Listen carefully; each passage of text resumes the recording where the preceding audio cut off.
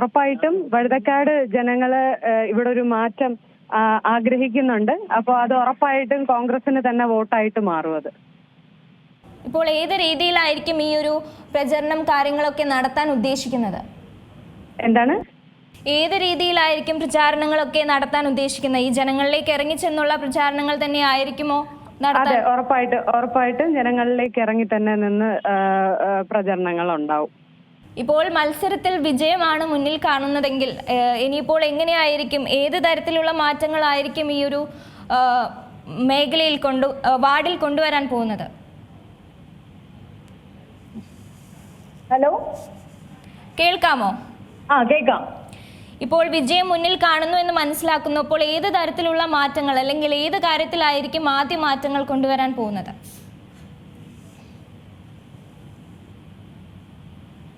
Hello, കേൾക്കാമോ?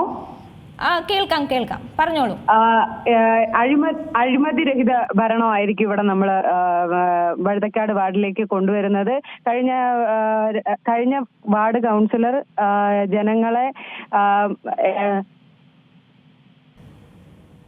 കഴിഞ്ഞ ward councillor ജനങ്ങളെ മാക്സിമം ഏതൊക്കെ രീതിയിൽ ബുദ്ധിമുട്ടിക്കാനായിട്ട് ശ്രമിച്ചിട്ടുണ്ടോ അതിൽ നിന്നൊക്കെ ഒരു മാറ്റം ഉണ്ടായിരിക്കും. കുടിവെള്ള പ്രശ്നവും റോഡിന്റെ ഇഷ്യൂസും ഡ്രൈനേജ് സൗകര്യ അഭാവം ഇങ്ങനെയുള്ള ഒരുപാട് പ്രശ്നങ്ങൾ ഇവിടെ വഴുതക്കാട് ഉണ്ടായിട്ടുണ്ട്. അതിനൊക്കെ ഒരു മാറ്റം എന്തായാലും വഴുതക്കാടേക്ക് കൊണ്ടുവരാനായിട്ട് പറ്റും. ഇതിപ്പോൾ മുന്നിലുള്ളത് BJPയും ഒരു സൈഡിൽ CPMഉം എല്ലാം ഉണ്ട്. എന്നിട്ടും ഒരു സൈഡിൽ നിന്ന് മത്സരിക്കുമ്പോൾ അവരെയൊക്കെ ഏത് രീതിയിലായിരിക്കും നേരിടാൻ പോകുന്നത്?